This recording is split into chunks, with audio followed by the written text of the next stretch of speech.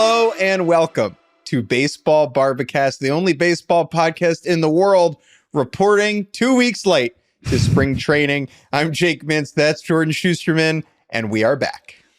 We had an excused absence. Don't you worry. Our manager is not too upset with us. We are here, Jake Mintz. We are recording this on the evening of Sunday, February 25th. Normally, we will record this on Monday mornings, but we just could not wait. The Baseball Barbacast has returned. My dear friend Jake Mintz, I have so much to talk to you about. I have not spoken a word to you since our last podcast, so we're going to try and keep this under an hour, but bear with us if it ends up going 10. People don't know that, but Jordan and I are only contractually allowed to communicate with one another in podcast format, which made his wedding a very difficult endeavor. Jordan, the big news. Here we are, Yahoo Sports. The feed is the same. Fresh new coat of paint on the logo, new music. You're going to be able to watch the pod on YouTube so you can see Jordan roll his eyes at me. Everything you've ever dreamed of. Yeah, I imagine all the people that have asked for us to have the podcast available on video just wanted to understand what it looks like, you know, when Jake makes a joke that I either don't understand or am ashamed that he made on a podcast that my name is also on.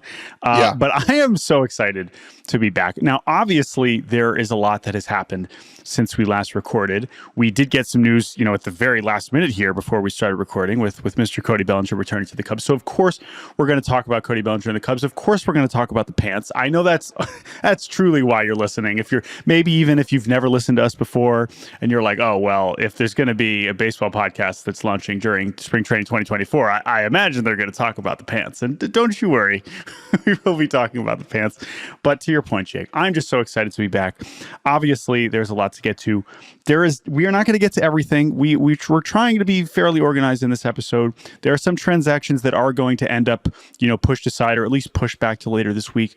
But here's the great news. We're not just back for just today. We'll be back on Wednesday and Friday and Monday and Wednesday and Friday after that and after that and after that. And it's great. I'm excited. But let's cut right to the chase, Jordan. Are you wearing pants? I am wearing pants.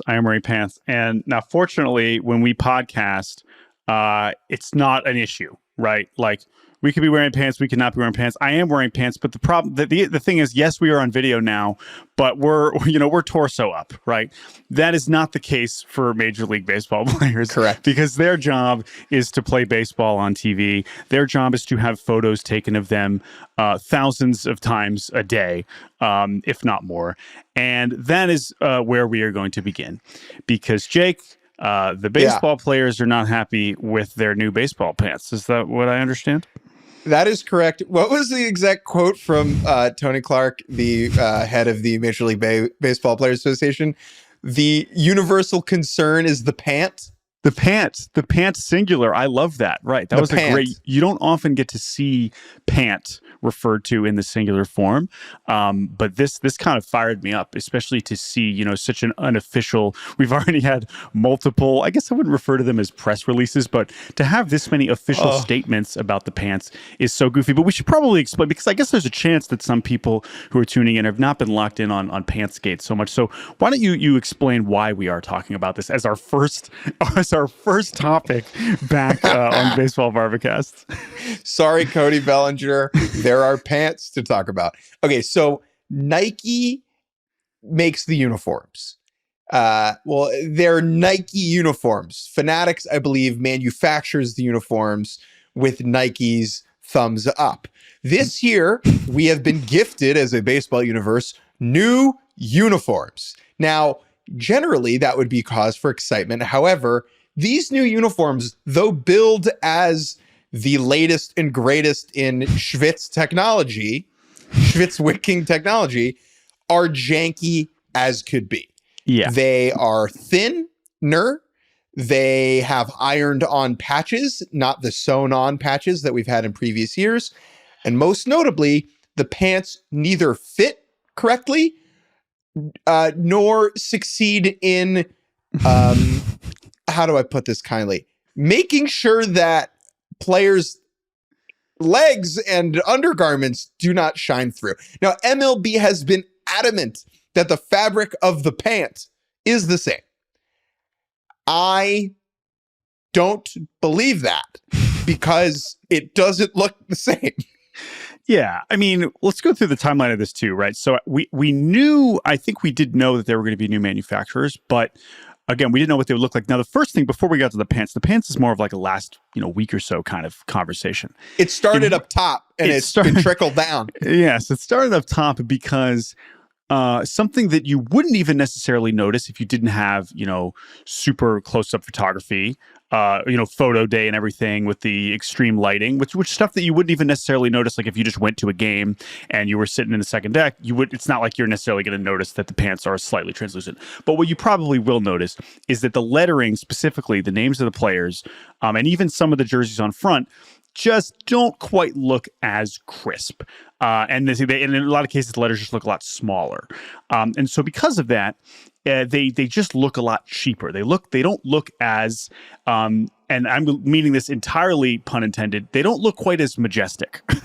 Hey! The previous, manufacturer of these majestic, of course, for a long time. But I think that is the right word. And I think that before we get to back to the jokes about see-through pants, I do want to talk about why this matters. And we're going to get into later in this episode about having both come back. We just spent a week, in spring training. You were in Florida. I was in Arizona, talking to a lot of players and coaches. And, we had some conversations about the uniforms too.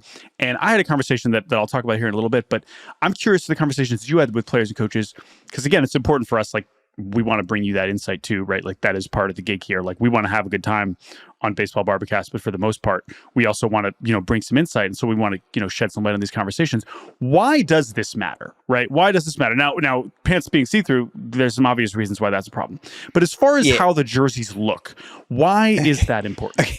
Here are the three reasons it matters. One is obvious. You're not allowed to show your hog on television. Okay. Yeah. That's the least likely and the highest risk. So that's the first reason this matters. Second thing is players being comfortable on the field physically. And that is pants being fitted right. I believe that will improve over the course of spring. Teams are going to do pant fittings. They usually do it at photo day, and then they're ready a couple days later. And so what that means is at the beginning of camp, the pants don't fit properly. I think that will get better. The third issue is that it looks bad. It is quite literally a bad look. And it lowers the kind of grandioseness of the entire enterprise and makes it less likely for a fan to want to purchase one of these things. Now, if we want to talk about baseball crossing over into pop culture and in the larger American consciousness, baseball jerseys being around famous people is a part of that. Right. Obviously, this is not the most important thing, but it's like if we're going to have crappier jerseys, people are not going to want to buy and wear them. Seeing these in person, I don't want to buy one. Yeah. It feels it feels like a giveaway. Yeah. Yeah. It looks, especially the lettering and the fact that the stitching isn't quite as, pristine and special, right? I mean, you even see the difference in a lot of cases between major and minor league jerseys, right? And so that is what I think what matters here. And I think what's so unique, and the reason why this is the number one story, is that it has managed to uniquely piss off both players and fans in a way that is kind of unique and for different reasons. But I think, again, that word majestic, that word grandiose, like talking to coaches, being in the major leagues and having a uniform that feels like you're in the major leagues, you're at the top of your profession, the top of your sport. When it doesn't feel that way, that's unfortunate. And there's something about that is special about that. Now, I don't blame people. Like even me at the beginning of this, I was rolling my eyes at a lot of this, but I get it. And I do think it will have to be addressed one way or another. So it is unfortunately the biggest story. We're going to move on from it now because this is a baseball podcast. And ultimately, for all the jokes we will probably continue to make about it during spring training, there is some actual baseball news I want to talk about. It's simply the idea, right, that college baseball teams have nicer uniforms than the major leaguers. That does not track. Shouldn't be the case. No. Should not be the case. One last thing I want to mention before we move on, and that is that the Kansas City Royals are doing some nonviolent resistance. They rolled out today in their spring training game against the Angels and had the big boy letters back. Now, whether or not it was the old unis or the new unis or whatever, unclear. But go look at the picture I tweeted of Cole Reagan's is back. those letters, they look enormous now. I know. And maybe that's because I've been conditioned to the new tiny lettering, but I was like, whoa, that's way too big. That was exactly my thinking. I was like, wait a minute, have the letters always been that big? Which is part of why, like, if this does stick, like, the reality is we will stop noticing very quickly. Listen, it should be a problem. I understand why players are pissed, fans are pissed, it's all fine. But it's amazing how quickly we adjust to those things. So anyway, all of that is to say, hopefully this will not continue to be a story, but we did feel like we should address the discourse ASAP. We want thick pants. One team whose pants just got a little thicker is the Chicago Cubs, because they have re-signed Cody Bellinger, one of the last big four remaining free agents on the market, alongside Jordan Montgomery, Blake Snell, Matt Chapman. I guess you could throw JD Martinez in there too. All Scott Boras clients, and Bellinger is the first one off the board. News breaking late on Saturday night. I woke up to this on Sunday morning. 3 years, $80 million to the Chicago Cubs. Yes, and we got some opt-outs after the both of the first 2 years. So if Bellinger wants to re-enter the market again next year and try again, he will have that opportunity. Now, I will say, first of all, this reunion was the one I think, especially of the top guys, I think we saw making the most sense. And the reason for that was, Cody Bellinger, after a couple years in the wilderness, some of which may be self-inflicted, some of which were certainly injury-related, to say he rediscovered himself is inaccurate. He reinvented himself. And that is what made him such a fascinating free agent entering this winter, was because you were like, okay, he's a former MVP, but the player we just watched with the Cubs in 2023 was a really good player who looked nothing like the MVP version of Cody Bellinger. And so that clearly gave a lot of teams a lot of pause to commit, truly outlandish projections for someone who was a young free agent who did offer a lot of skills, but because of the volatility, it was like, why do you think I'm going to give this guy for 12 years? I don't know what he's going to be next year, let alone in 2050, whatever. So I think that's how we ended up back at a place where he was comfortable, that the team was comfortable, that they trusted that they could get the same kind of thing out of him this year. And we'll get to the team fit in a second, but Cody Bellinger going back to the Cubs, that headline is not surprising. You make a really good point. If Cody Bellinger had come out last season on the 1-year deal with Cubs after the Dodgers non-tendered him, and he was a good version of the Cody Bellinger we had seen before, where he hit 37 home runs and struck out and whatever, I think he gets the deal he's looking for. But because he was a totally different thing in 2023 than we'd ever seen him be before, teams are still confused about what to do with him. I think I wrote this a couple months ago, like, Cody Bellinger always looks confused. And so it's funny that now teams are confused about Cody Bellinger. Really turn the tables there. All right. So let's simplify. What are we talking about when we say he reinvented himself? Okay. So exit velocities down. In zone swing and miss down. So what that means is he's trading power in favor of contact. And that is an incredibly bizarre thing for someone like Bellinger to do, who at the younger stages of his career was notable because he swinged out of his ass, right, and tried to hit bombs. And last year he didn't do that, and he was a 4.5 win player, more or less, right? Yeah. Now, love this for the Cubs. Absolutely love this for the Cubs. Okay, the risk here is relatively low with him. I think the odds of him being a good enough player to fulfill this contract over the next 3 seasons, at worst case, is pretty likely. They are going to get a locked in, motivated Bellinger for all of 2024, because Bellinger is now playing for another chance to opt out, or for a chance to opt out and go back to the market next year and get the deal that he's looking for. Similar to what like Carlos Rodon did with the Giants, right? Where he got big paid by the Yankees after that 1-year deal in San Francisco. Absolutely love this move for the Cubs. I think it's a big win for them. Yeah, I think that's fair. And again, like, presumably they feel pretty confident in what he can continue to be, that he won't try and reinvent himself again because he's found something that works. It's not just, and by the way, he's still at 26 home runs. He wasn't, some of the batted ball data might make him look like a slap hitter, but, we're still talking about a guy that slugged .525. He offers a lot defensively with the bizarro first base center field combination, and to cut your strikeout rate by 10% and to crush left-handed pitching. That was another thing, the development that just made a huge difference in terms of the overall offensive profile, because you can absolutely give him 600 plate appearances again. You could play him every day, and you don't have to worry about that at all. He was money with 2 strikes. Yep. That was a big part of it. If you look at his numbers, his swing rates, his batted ball stuff with 2 strikes, think about how many times watching Cody Bellinger with the Dodgers, it's like a 2-2 count, or, and he's just swinging out of his ass. And it's just shorten up. And then he did. That's exactly what he did. Yeah, but he's more aggressive. It's interesting. Like, the strikeouts were never that crazy. Even in 2019, it was like 16%, which it was last year. But obviously, once he got out of whack, 2020, 2021, 2022, it was getting ugly. So I don't know. I think it's a reminder of how naturally gifted he was. I mean, you just think about what he was able to do through the minors. This is someone who, of course, son of a big leaguer, sure, but still not. He was a 4th round pick. He wasn't necessarily a first rounder, but when he's in the minors, like he's just so naturally gifted. And I think that extends, even though he does, look confused all the time, he clearly does know what he's doing. And I think most importantly now, as we kind of spin this for the Cubs, like, it is an interesting fit. He is an obvious fit because he was great for them last year, and they don't have a proven center fielder this year, but they do have PCA. Pete Crow Armstrong, one of the top center field prospects in baseball. They still have Mike Tauchman, who was sneaky really good for them last year. And both of those guys were the reasons that Cody Bellinger was mostly playing first base in the second half of last season. And the reason why that's important is because they traded for Michael Busch in the offseason, another guy who they clearly believe in should be in the major league lineup right away. And they see him as a first baseman. That's how they've been talking about him. So again, these aren't problems. You want more good players than bad players. But I'm super curious how Craig Counsell, again, he's the manager of the Cubs now, by the way.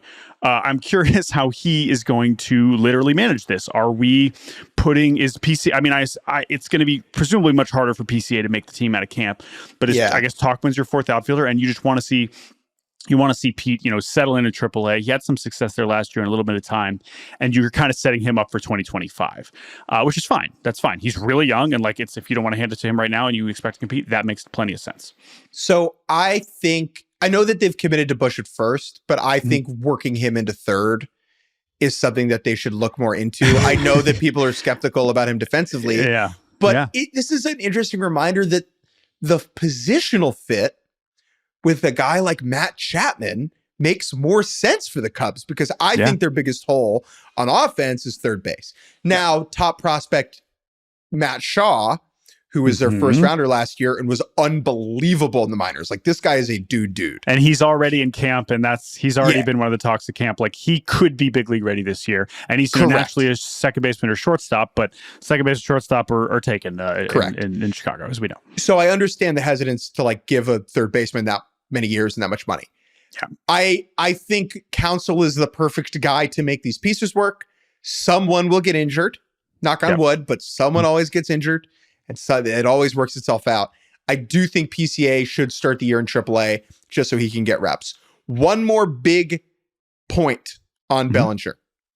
Jordan, I can't believe I'm saying this. Scott Boras L. Yeah, listen, if this is your first time listening to the show, we spent a lot of time talking about Scott Boras, because even though I can understand being kind of exhausting and he's not the star, who cares? Is this an agent, whatever? I am eternally fascinated. Of course, he's been one of the biggest stories this winter, and he will continue to be. We are going to talk about the rest of these free agents that are still out there later this week. We're going to push that aside. So we're not going to speculate on that any further. I don't think this one specifically is as much of an L. He's going to talk up everybody at the beginning of every offseason. Of course, he's like, all right, he's back to MVP, whatever. This seems like a situation where it was a place that clearly Bellinger wanted to go to, and clearly Bellinger was comfortable saying, hey, listen, I'm still a young free agent. Let's try it again next year. yes, to take the pillow contract and still to end up with this does seem like kind of an L. To me, I'm looking much more at Snell as the barometer. If he can't get the defending Cy Young guy paid, that's going to be more of a thing than for Bellinger, because I just think Bellinger, especially with how few suitors he had, it's fine. I mean, I agree. I'm sure Boras is relatively. I'm excited to see how he spins it because he always finds a way to explain why this is actually the greatest contract of all time. So we will find out when Bellinger gets introduced this week, but I don't think it's that bad. I'm more looking at the other three for now, at least.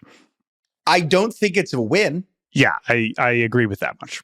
Okay, so if it's not a win, it's either a loss or we're in the Premier League. Like, I don't know what to tell you. Yes. That's just how it works. I know. Like, again, I'm not. It's just, I'm not making.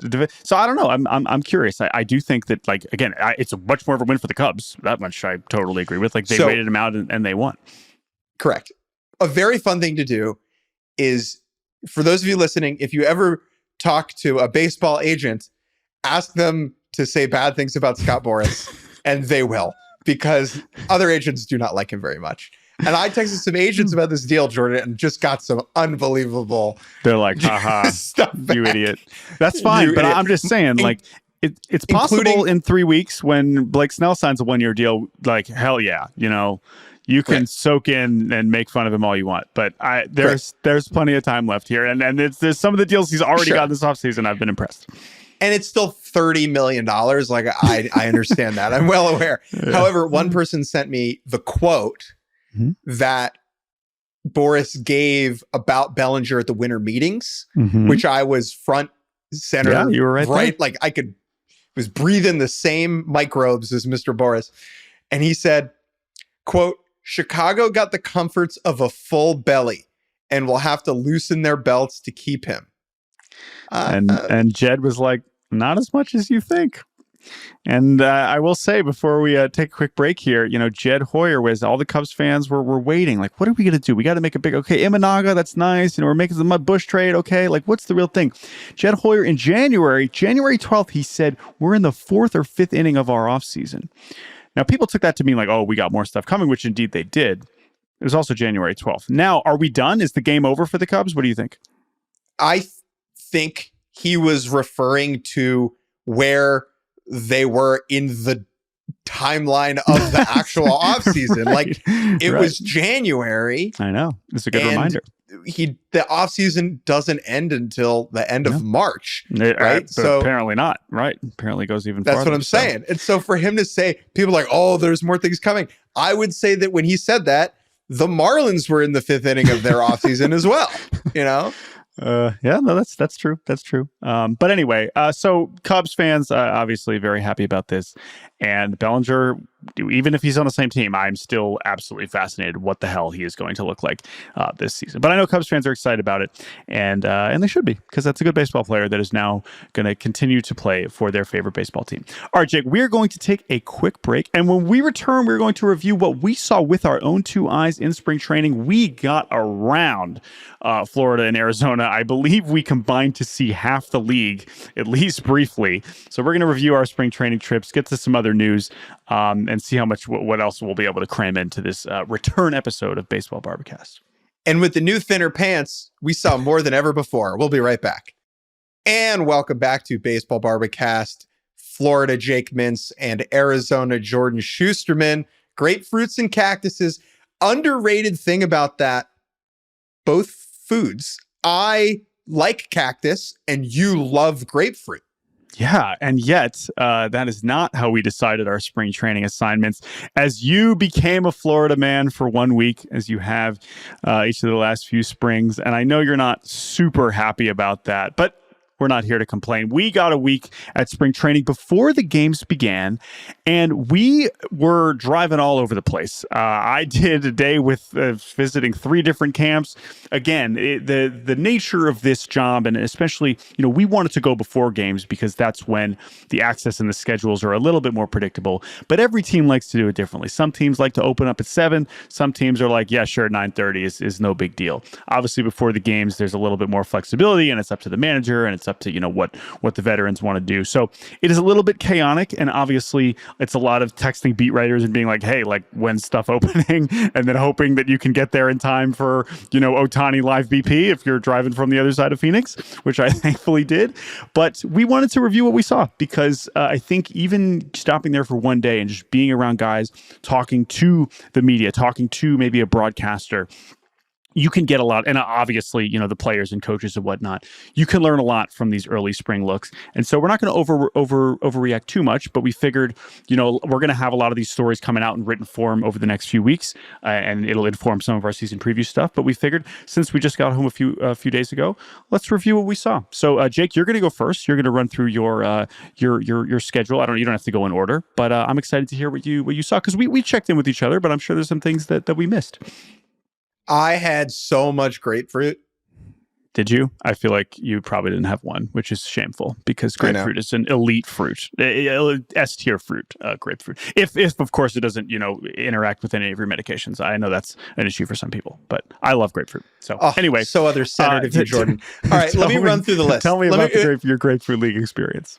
I'll go in chronological order. Obviously, I went to the Phillies first because I'm biased. No, I'm just kidding. I'm making fun of myself. I did go to the Phillies first.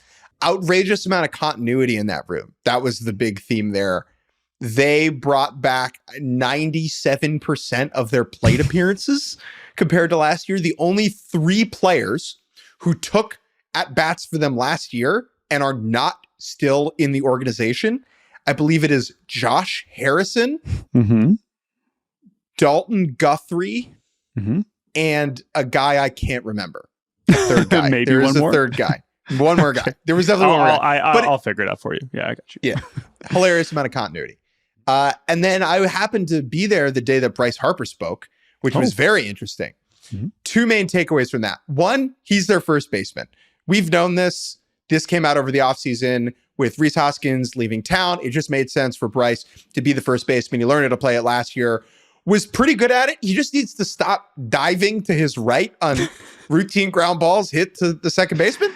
Once he irons that out, he's going to be good over there. He made it clear that he kind of implied it wasn't his first choice, but the way Bryce is, he will do anything to help the Phillies win baseball games. Yeah. So he's down to be the first baseman. Any thoughts on that? Well, I'm just excited to have fully operational Bryce Harper batting on opening day. Yes. Let's get through it healthy. I know he's had some issues, but that is very exciting, because it's crazy. Just because I have the Phillies stats up, right? He had a 900 OPS in the regular. Right. It did not feel like it at all. No. So I know it was kind of a lopsided season, but yeah. So he comes back from TJ really quickly. Yeah. And people are like, wow, and he does 0 power. It's oh, maybe you shouldn't come back that quickly. Right. Maybe that's not good for you or really hard to do. And then I think in August, it was he healed up and was fully operational and was just nails over the rest of the season. Really incredible. This brings us to the second thing. The most interesting point about Bryce Harper talking. And that is Bryce Harper wants an extension. Bryce Harper, who is under contract through 2031, would like an extension. Tell me about that. Yeah. So I understand it's a weird look for a guy who has guaranteed employment for another 7 years or whatever to ask for more guaranteed years. So let me try and explain it from his perspective, and then I'll do the Philly side. For Bryce, he wants to be a Philly forever. He had a quote last year that was I want to die in a Phillies uniform, which I think you actually don't. I don't think you do. That sounds uncomfortable and odd, but you get the point. That's part of it. The other part is that I think he's the 30th highest paid player in baseball on an average annual value. I think he makes $25 million a year for the rest of his contract, something around there. There are a lot of players getting paid more than him who are frankly not better than Bryce Harper. Okay. And so Bryce Harper wants to be paid what he is worth and is willing to bring this up in public in order for the Phillies, in order to put pressure on the Phillies, right? Now, he did acknowledge that Zach Wheeler, who's a free agent this year, Phillies ace, is a priority. He straight up said, we got to get Wheels done first. And so he understands where he is in the context of the team. However, Phillies perspective, they have no reason to give Bryce Harper an extension. When Bryce signed with the Phillies, he like went to Boras many times. It was like, I don't want an opt-out. And Boras was like, are you sure you don't want an opt-out? Like, you might want an opt-out so you could renegotiate. You're Bryce Harper. You're Bryce Harper. Get like, an opt-out. you're going to be good for a long time. And he was like, I don't want that. Okay. And so now we've reached a point where he has 7 more years, relatively underpaid in the context of the sports economics. And he has very little leverage to get more money now. He could make things uncomfortable enough with the Phillies that they give in. But in order to do that, it's going to have to get messy. And I don't think he wants it to get messy.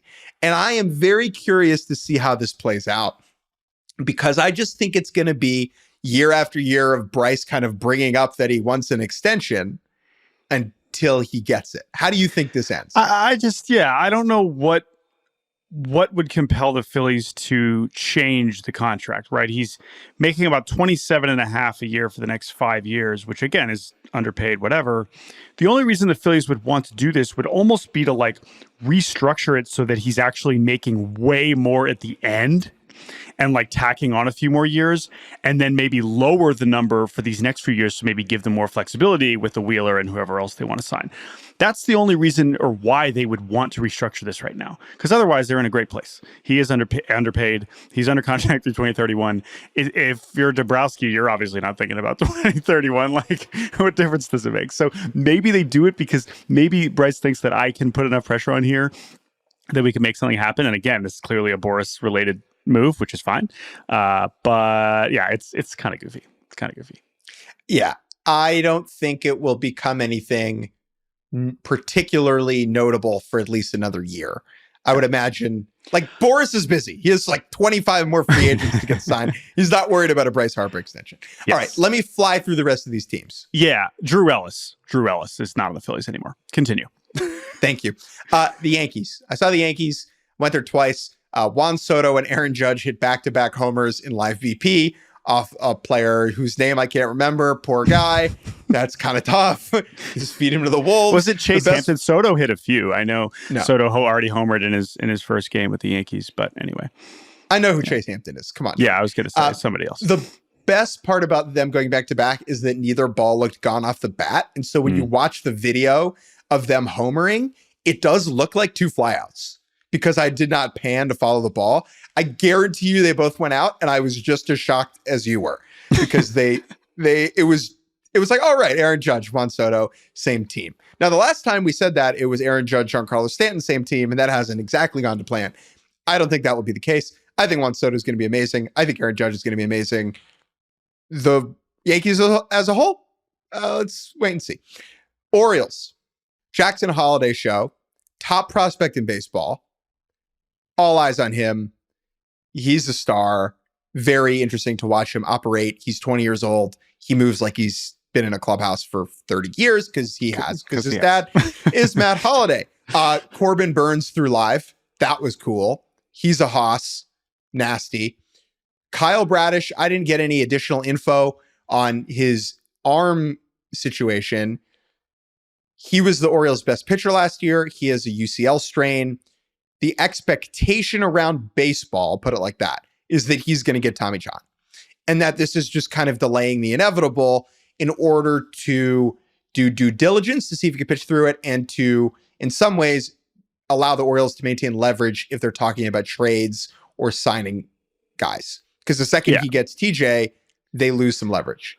I think it will happen eventually. To be clear, I don't have any inside information on this, but that is the understanding in the industry, is that he's going to get TJ.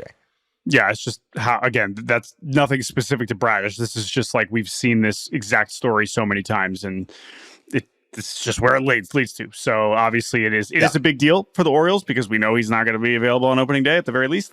And so that is something that we will keep an eye on. But just seeing Corbin Burns was, as far as players in new uniforms goes, that was pretty cool. Obviously for you as an Orioles fan, just to see it, but that one definitely stood out as far as new threads go. And one quick story from Orioles camp. Those of you who like the pod probably saw the video of drunk Jake a couple weeks ago in England reacting to the Corbin Burns trade, where I was not sober, and Jordan told me about the trade. So I'm in the Orioles clubhouse, and I'm talking to Colton Cowser, and he's like, hey, man, that video you tweeted about the Burns trade, why was my name the first you brought up about players going back in the deal? And I was like, damn, sorry, dog. That man is holding you accountable, and I respect the hell out of that. Colton Cowser is saying, why are you trying to get rid of me, bro? He's like, why you trade me, bro? Why you trade me, bro? I love that. That's so funny. That is what you deserve. And I mean, I guess, sorry, I didn't have to put, your drunk self on the internet, but it was a great excuse. It was received well by everybody else. Everyone. I had a clear state of mind. I was like, look, dog, I wasn't thinking straight. Clearly, I apologize. Accurate. Yeah, I was going to say, you should have said, I never would have said your name if I was sober. If I was sober, I definitely would have said Dylan Beavers first. All right. Other camps I went to, Tigers. Not sure if they're good. The Detroit Tigers, they're definitely better. A lot of fun young pitching. Let's not get bogged down in the Tigers. Pirates. They should spend money. They should spend money. Just saying. Go ahead. Pirates went to Pirates camp. Saw Mitch Keller 2 days before he signed his massive extension. And now that I think back on it, he looked pretty happy. He might have known he was about to guarantee himself $77 million. More on that later. Or he's just nice and always in a good mood. Speaking of guys always in a good mood, Twins camp. I was there for like an hour, and I walked away in love with Royce Lewis. I do believe he has a significant other. However, if we were picking one MLB player to do The Bachelor, it would be Royce Lewis. Oh, amazing pick. Yeah, that was my exact experience when I saw the Twins for a couple days during the regular season last year. Just a delightful person. So easy to root for. And just a reminder that, if he can stay healthy, we've said that about Twins superstars before, he could just be one of the best players in baseball. He was for a 6-week stretch last year. So they got a couple of those guys, and why Minnesota should still be feeling pretty good. I had never spoken to him in my life, and he comes up to me and goes, I love your outfit. And I was like, oh my God, thank you, Royce Lewis. I love your outfit. Except I don't, because the pants are too thin. I went to Red Sox camp when Rafi Devers spoke. And that was super interesting when he crapped on the front office for not spending enough money, which was the most forthright he has been in a long time. Now, I think he's more frustrated because they have not upgraded the pitching sufficiently. Yes. He believes that the Red Sox have the pieces in place to be competitive this year on the offensive side, and I actually do agree with that. But the pitching's not good enough, and he wants the front office to do something. I like that Devers is pissed. Yeah, and that's what I think specifically the quote was, everybody knows what we need, right? And I think that was the line where it was like, oh, there's still, some good starters out there that they probably should sign that they haven't done that yet. That's what I say when people come to my apartment for dinner and I'm out of toilet paper. Everybody knows it's not complicated. Okay. And you need toilet paper to win. You need pitching to win. All right. So as far as I'm concerned, Rafi was all over it. He homered, I believe, in his first spring training game today. I love Rafi Devers. And also it's a reminder. It's just he's like, I'm here, man. You extended me. I'm the guy now. I'm that dude. So what are you going to get mad at me? I'm sticking around and I'm going to try and go hit 35 home runs and be one of the best hitters in baseball. You got to hold up your end of the bargain, which is get us some guys that can get some outs, please. But here's what's interesting about that dynamic. For a long time, the Red Sox have been trying to get Devers to come out of his shell as a leader, as a face of the franchise, as someone who's willing to take charge. And he is finally starting to do that. However, he's doing it in a way where he's telling the front office to get better pitching. If you don't want him to be the face and you don't want him to create the energy, then, sorry, this is the situation you get. The Netflix stuff is very interesting. I want to press pause on that. I'm talking too much. It's going to be hilarious. We'll talk about it in a later episode. Last but not least, I went to Braves camp, Jordan. Oh, wow. They let you in? Unbelievable. Let me in. They let me in. I could say a lot about my experience at Braves camp. I will not get into the weeds on it. It was a positive experience to go back in there after everything that happened with them, with the Arceus stuff last year. I feel a lot better about it now than I did 2 weeks ago. I lost a lot of sleep over that situation over the winter, and it feels good to start to put it behind me. Also, Ronald Acuna is still good. Okay, Jordan, back to you in the studio. Yeah. Braves seems like they are still going to be great as long as they can overcome the fact that their uniforms in particular are not looking the best. I didn't need to go to Braves camp. I just could have gone to Twins camp because their uniforms are identical. Very similar. All right, let's run through my my experience in Phoenix, Arizona. And of course, we begin at Camelback Ranch. And no, I did not go to White Sox camp. I apologize. I did see James Fegan, who thankfully is still covering the White Sox over at Sox Machine. I did talk to him for a while about the White Sox, but I did not talk to the White Sox. That's because on the other side of the complex, there was this team called the Dodgers and a certain designated hitter. I don't know what the big deal is. All this guy does is hit. He can't even...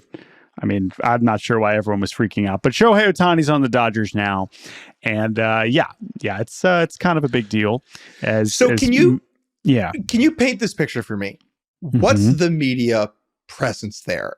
Because like at Yankees camp, I would say there were 18 writers and then maybe 5 TV-ish people. What are we talking about for Ohtani Fest?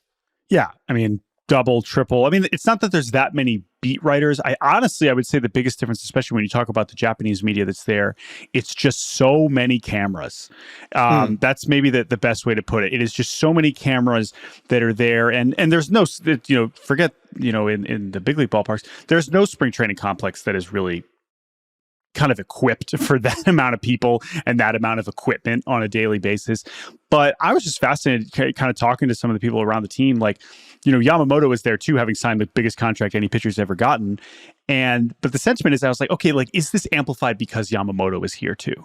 And generally the sentiment is like, a little, like not really that much. Like, I assume if he had signed with the Yankees, some portion of the contingent. And of course, some of these guys are, some of the Japanese media is bouncing around to Cubs camp, right? They've got Imanaga and Suzuki, and that's a big deal too. But for the most part, man, like, it's all about Ohtani, and just seeing the amount of fans on the backfields is of course the backfields are open for a lot of teams, but it really is something. And the simplest way to put it is just like you look around and you remember they have Freddie Freeman and Mookie Betts and Tyler Glasnow, who would be the biggest story, the biggest acquisition at basically every other team besides the Yankees, right? To trade for Tyler Glasnow and sign him to an extension. And instead, he just gets to kind of throw his live VPs and bullpens, and it's just not really that big of a deal. And Glasnow's an awesome guy. I talked to him for a while. Like he's fine. He's fine not having more attention about it. But even he's feeling it. He's like, yeah, I used to every year I'd get a couple questions about the hair. Now I get 50 questions about the hair, and Killian Murphy and whatnot. So he's getting used to it, but he's obviously well equipped from her personality standpoint. But again, like, they will be the story. And that's fine, for better or for worse. I understand that people are going to get exhausted by it, but the fact that Ohtani has generally delivered at every turn. Now, as for his schedule, as with the Angels, it does seem like he's very much making it up as he goes. But you have to remember, as always, he's trying to do something that we haven't seen, right? Everything about his rehab, everything about him trying to prepare to be a hitter for opening day while still, I guess, rehabbing a second elbow surgery to be a pitcher at some point, next season. These are just not regular things. So who are we to say what his schedule should be and when he should hit and when he should play in games? Like, we have no idea. And unsurprisingly, that is not going to change whatsoever now that he is on the Dodgers. And that's going to be frustrating, of course, for the people covering it on a day-to-day basis. But for the most part, fans don't need to care about that. Of course, we wish he would say more, but again, like, he's going to talk when he talks, and you're going to ask him the obvious questions. He's going to say, yeah, I'm feeling fine. And as long as he's feeling fine, that's really all that matters. So you didn't get the opportunity to ask if he'd come on the pod? I was right there. Honestly, it was funny because I was talking to Miguel Rojas, like, as Ohtani spoke in the clubhouse, and everyone kind of descending in. And I was just like, you know what? Like, I'm going to keep talking to Miggy Rowe because Miguel Rojas is a delight. And I'm not going to be like, excuse me, Miguel, I have to go jam my microphone over 17 other people to hear Ipe say 3 words that Ohtani feels fine. Like, no, it's going to be okay. We're all going to be okay. All right. So Dodgers camp, total circus, but a circus worth going to. Yeah. Where should we go next? Let's just go to Mariners. I made a couple stops there. I would say the big thing with Seattle is, again, probably they were in the news for a lot of the wrong reasons at the very beginning of the offseason because of the comments that we had from Jerry Dipoto. And of course, just some of the moves they made in terms of very clear cost-cutting moves that were like, what direction are we going here? This should be a team that's going forward. But by the time we came around, by the time they report to camp and Jorge Polanco's there and Mitch Haniger's back, obviously everyone's excited about that. Some of the bullpen additions that they made. There's a lot of confidence. And I would just say the two big takeaways are keeping Bryce Miller and Brian Wu is a massive, massive, massive deal. Just because no matter what additions they were making on offense, it's all about having one of the best pitching staffs in baseball. And everybody loves Bryce Miller. The fact that he's been able to fit in with position players hang out with this guy all the time. And that is very rare, especially for someone, in his first year in the league. Everybody loves Bryce Miller. So keeping him was so important. And then Julio. I mean, I was there when Julio kind of did his inaugural spring training session, and he is, I mean, again, it's not really cliche, but just when you listen to him talk and you listen to him about his motivation and his drive, not to mention what he's already accomplished, you cannot possibly ask for anything more in the face of a franchise times a billion. And so I'm so excited to watch him this year for all the obvious reasons. So didn't he call last year a sophomore slump? And he finished fourth in the MVP, fourth in the MVP, and he was like, that was not good enough. I was like, all right, well, great. That's great. That's how you become one of the best players in the world. I went to Rangers camp. What was going on with them? They won the World Series. I'm going to say something inflammatory, and I'm really sorry in advance. Okay. They won the World Series and no one cares. They won the World Series, and I can't remember the last time there was this little buzz about a team who are the defending champs. Yeah, I mean, I would slightly adjust it to just say as soon as Ohtani signed, right? Listen, the Rangers winning was a massive deal, and amazing. What they accomplished was that run was just an unbelievable World Series run. And by the way, it was also a conclusion of a year where they launched themselves out of a rebuild and are clearly still a really good team. I want to be clear. They're very good. They're very interesting. Mm-hmm. I can't wait to watch them. What they've accomplished is great.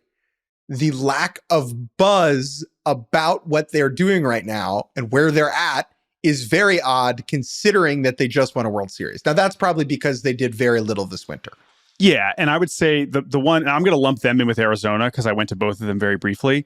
The only difference is that now you just have all the we won the National League or we won the American League or World Series in the Rangers case plastered all over every corner of their respective spring training complexes, which is, of course, how you should handle it. You should flex it everywhere you go. But for the most part, it's not like they had a mass of more attention because they both, are defending, pennant winners. No. Again, everyone is over at the Dodgers. And I will say the one thing with the Rangers is I am still wondering who is going to pitch for them. I know we might have Scherzer coming back, DeGrom coming back. That's great. But I'm looking at that just pitching staff and I'm just what is going on here? So again, though, the lineup could be pretty freaking good. Wyatt Langford is no freaking joke. On that same day, I went over to Kansas City. That was the day when a lot of the position players were not there. So I did not see Bobby Witt Jr., but I did see Vinny. And all I will say is that Vinny Pasquantino is so happy to be playing baseball again. And I'm so excited once we get into the season and he's back and he's raking, as we know Vinny is capable of. He will return to this podcast and he will be in a very, very good mood. So quick story about Vinny. Mm-hmm. Yep. Yeah. So I had someone ask me, who are some of the more engaging personalities around the game today?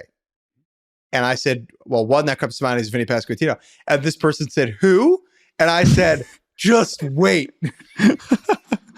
I'm telling you, man, Vinny's we'll get it's again, all the Royals moves. Vinny's such an important part of them being competent this year to a 6-year. No pressure, my friend, but seriously, if they're going to score runs, he's going to have to be healthy and have a 130 OPS plus. Few more quickly before we get to our last bits of news, and then we'll push everything else to Wednesday because Jake, we get to record again in a few days, which is a delight. It'd be funny if we came back and we're all right, see you again in a year. That would be mean. The Reds, good year. My favorite thing about Reds and Guardians spring training is you have the airplane graveyard in the background, which is just a wonderful, bizarre when you're watching Jose Ramirez take ground balls and there's just a decommissioned Spirit flight right beyond him. It's this very strange sight lines, but I do love it. It always makes me laugh. Appropriate that the Reds are in good year after their 2023. Yeah, not as much for Cleveland, but I will say that the Cincinnati vibes, of course, I'm still going to be around the Reds this season a good bit. It's just so different, right? Last year, coming off 100 losses. This year, I mean, the best way I could put it is they could have made no moves this winter and people would be feeling good. But for them to go out and spend $100 million, some of the moves were a little strange. Some of them I like more than others. But that, again, very different than Kansas City coming off 100 losses. Coming off the year that they had with that much young talent, there's a lot of reason to be optimistic and very excited about Cincinnati. And I'm super excited to be around them again this year. So as for Cleveland, a little bit of a different situation. I will say what they're banking on is that Shane Bieber and Tristan McKenzie are, one, both still on the team, and two, healthy. And it was a good reminder that if those guys, like they barely had those guys last year at full strength. And while I am super disappointed in how they treated their offseason, I wasn't especially surprised. And I do think that this pitching staff can be very, very, very special in a way that we are probably discounting. Yeah. Still very kind of meh about the offense and just the direction and some of the moves that they've made. But I do think that this pitching staff could keep them in the mix in a very real way this year, because it is a reminder that, like, oh yeah, no, these guys, especially with how good Bybee and Williams and Allen were, and that's with Bieber and Tristan McKenzie, who were just like off to the side, that can be a really special group. Even if you and I have to hit 7th and 8th ahead of Miles right. Straw. Right, exactly. I saw a headline today that was like, Miles Straw changes offseason routine, adds bulk, looking to add power. I'm like, great. So he'll hit 3 homers instead of 0. Oh, come on, dude. Miles Straw is great. Okay? No, I know. I'm like, dude, just keep being Miles Straw. They clearly still believe that's good enough. I don't need you to start hitting home runs. Like, that's not... you don't try. Listen, unless you're going to hit 20, keep doing your thing. It's fine. You're like worth 3 D-WAR on your own in center field. So let him cook. Respect. And then the last team I saw before I headed to the airport was the Cubs. Now, we just talked about the Cubs. They had not signed Cody Bellinger when I saw them on Thursday morning. But yeah, I mean, that's all anyone was talking about. So that's kind of put to bed now that he is indeed returning to the Cubs. So, but it was good to see them. Good to talk to Boog, another guy, Boog Shambi, of course, the Cubs broadcaster. I'm sure we'll have him back on the show at some point. But yeah, so we were pretty efficient, man. We covered a lot of ground in our 1 week. We saw 16 teams. 16 teams between the two of us. In just a week. More than half of the baseball teams. Yeah, and Russ Dorsey, of course, who just joined Yahoo Sports, he's now down in Arizona, so maybe he'll be catching up on some of the teams that I missed. So we'll see. How about that? I love that. Jordan Shusterman. One more thing about spring training. I don't like Florida for a couple different reasons. However, one thing about that state that is really frustrating to me is that they don't trust me to make a left turn on my own. Do you remember this from your time driving around Florida? Every left turn has a left turn signal. Oh. And you spend so much time driving around Florida waiting for that thing to turn green. And oh my God, I'm so excited to be back in a state that trusts me to make left turns on my own. Now, lot we didn't get to on this episode. We know, we blabbered, rambled. Hold on. Yeah. Well, I was supposed to say, we have so much else on our sheet. We like to keep our episodes under an hour. So let's make some executive decisions about how the rest of this episode is going to go. Okay. That's what I'm doing that right now. Okay, I didn't even ask you for permission for an executive decision. I feel strongly about what else we should squeeze into this first episode, but what do you think? We're going to, all the signings and extensions that we missed, Jorge Soler, Kershaw, Jose Altuve, Bobby Witt Jr., Mitch Keller. We're going to get to all of that on Wednesday. Great. Okay. Agreed. We know those things happened. We're aware. We read the news. Okay. We're well-read gents. And they're not going to unhappen in the next few days. So we'll still be able to talk about them on Wednesday. Great. So we're going to talk about 3 quick topics and 2 quick topics. 2 quick topics. Okay. Adam Wainwright, Carlos Gomez. Okay. Okay. We'll talk about the National Sign and A's Fan Fest on Wednesday. Jordan, one of our beats is Adam Wainwright's music career. We did an entire episode on baseball music. Okay. And we were hyping up the Adam Wainwright album. However, there was a delay for good reason. I mean, Adam Wainwright is going to be performing. We had to debate about whether he was ever going to perform in a larger venue than Busch Stadium, which he did at the end of last season. And we now have 2 dates on the Adam Wainwright tour that have been announced for this upcoming season, I guess. One of which is the Grand Ole Opry in Nashville, Tennessee, which is definitely not bigger than a baseball stadium, but not an insignificant venue. It's certainly more What's the word I want? I mean, notable, famous, yeah, like as far impressive. as musicians go. It's like the mecca of country music, right? Like that's the place. So he'll be there on March 9th. So that's a big deal. But I want to focus more on the Confluence Music Festival, which is taking place as part of a NASCAR series in June. And we have a music poster, basically as any concert music festival goes, where you have all of the people performing at this event. Again, June 1st and 2nd, the NASCAR Confluence Music Festival. And this image, this poster of this music festival is so incredible. It's so good. Because from the top, again, we talked about this with their CubsCon poster a few months ago about like how, again, the biggest names are the biggest acts. Top of this, Adam Wainwright tweeted this out on February 7th, if you want to go look this up. Top of the poster, Ludacris. Funny that he's at NASCAR. Amazing. Makes sense because of Fast and Furious, though. Absolutely love that. I need to look up where exactly this is happening. But tell me who else is on this poster, Jake. Somebody named Riley Green. Now, I would imagine that Riley Green is some sort of country star. However, in our minds, Riley Green is an outfielder for the Detroit Tigers, who was once one of the top prospects of baseball. And so it is funny to see his name directly above Adam Wainwright, who is the third name on this sheet above Big and Rich. Okay, Big and Rich is a very famous, successful, accomplished country duo. They did Save a Horse, Ride a Cowboy. Okay, they did We Are Coming to Yo City. Okay. Yes. They have spent their whole lives dedicating themselves to the pursuit of country music, and they are getting upstaged by Adam Wainwright and the answer on the poster. The answer to that is because this raceway is in St. Louis, or at least near St. Louis, on the Illinois side of the border. But that is the only explanation. There is no way in any other city, or at least metropolitan area, would Adam Wainwright be above some of these other performers. I want to learn more about Riley Green, to be honest, because I can understand, like, you can't put Adam Wainwright ahead of Ludacris, but I would like to know more about who Riley Green is, no E at the end, to still be above Adam Wainwright. Dude, Adam Wainwright above Big and Rich is crazy. It's crazy. Anyway, so super excited for Adam Wainwright to continue his musical gifts and talents. All right, one more topic. Now I know, listen, we're going to get to the Nationals, Mike Rizzo not caring how fast you throw a ball forward. We're going to get to all that on Wednesday.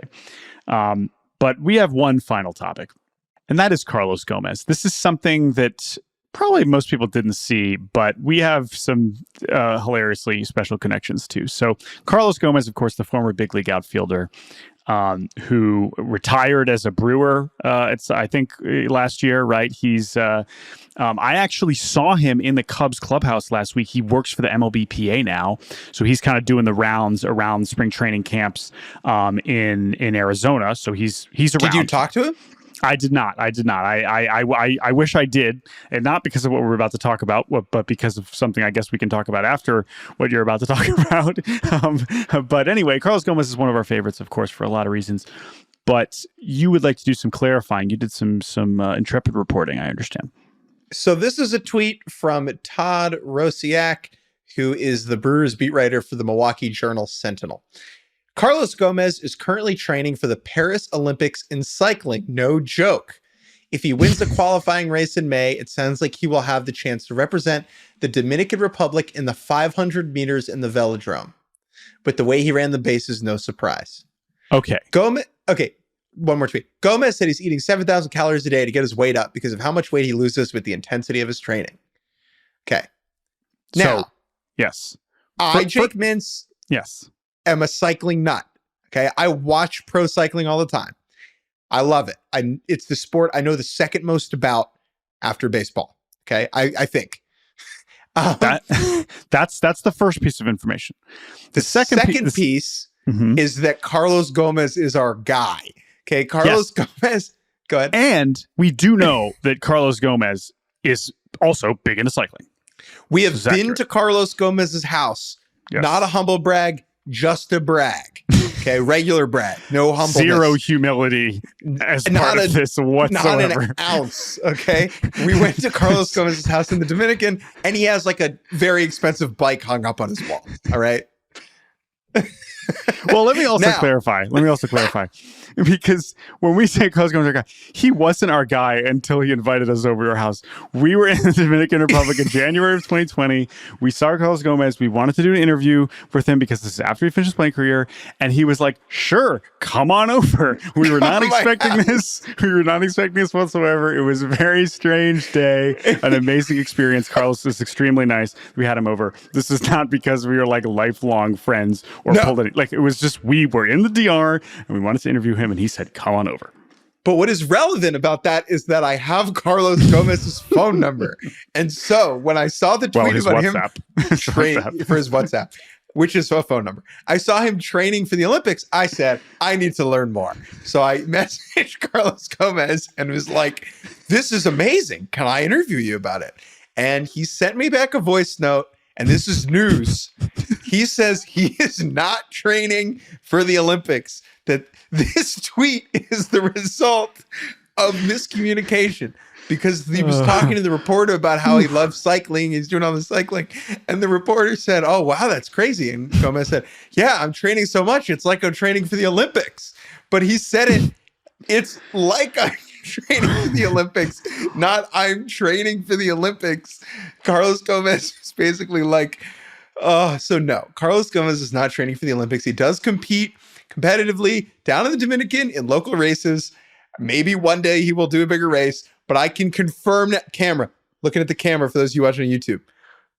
I can't believe I'm about to say this sentence. Carlos Gomez told me today that he is not training for the Olympics.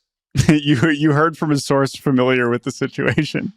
A source close to Carlos Gomez told me, Jake Mintz, on WhatsApp today, that he's not going to the Olympics. I will say, though, like, I just want to say, like, I saw this tweet first before I sent it to you, and if I thought about it for more than 30 seconds, I'd be like, that's insane, because, again, training for the Olympics, you best be starting much longer ago than now. But the point is I believed it because, again, he's really, really serious about cycling. Like, he's not just going on joy rides. Like, this dude sent me... Yeah. Okay, he sent me a bunch of his data today, and he's putting out nutso watts. Like, he's pushing pedals. So it was, like, plausible. Like, when I saw that, I was like, that's amazing. I believe it, but I appreciate the clarification. Great reporting, Jake Mintz. I'm so proud of you. Now, a funny thing, and I'm pretty sure this is true, is that the 500 meters is not an event in the Olympics. And so was that what was in the tweet? I believe that is true. Yeah. Well, 500 meters biking is not very far. No, it is not. It is a sprint. So anyway, this has been your... And 500 miles is definitely not a race. Too far. That's a trip to the hospital, is 500 miles in one day. Okay, so that has been the update on Carlos Gomez's cycling career. My God. Unbelievable. Thank you all for listening to Baseball Barbacast. We are absolutely jazzed to be back on the microphone, providing you with all the baseball content you've come to endure. If you are like, I can't believe they didn't talk about Randall Grichuk, or Phil Maton or Keenan Middleton, I'm sorry. We're not going to get to all these moves. There are plenty more that we are going to talk about on Wednesday. So consider this a commitment. Consider this to not just give it to all. Listen, it's fine. We got things to do.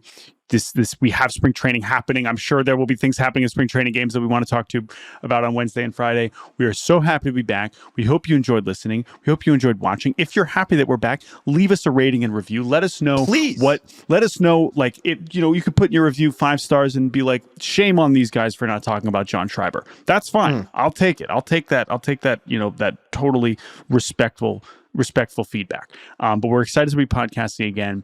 We're so excited to be at Yahoo. Everything that, of course, all of our that we're going to writing for spring training. You're going to be seeing all that all under one roof. Excited to have this on YouTube. Let us know if you're watching on YouTube. I'm excited to check out the comments being like, oh, this is what these guys look like. Oh, this is what Jake does during the podcast. All of those answers, let us know if you're watching on YouTube. We hope everyone appreciates it.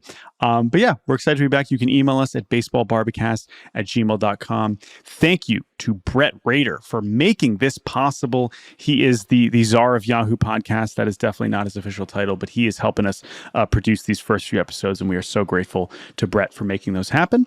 But again, we're excited to be back. Thank you all for listening, and I guess we'll talk to you on Wednesday, because that's when we record another podcast. Stay loose, unlike those pants.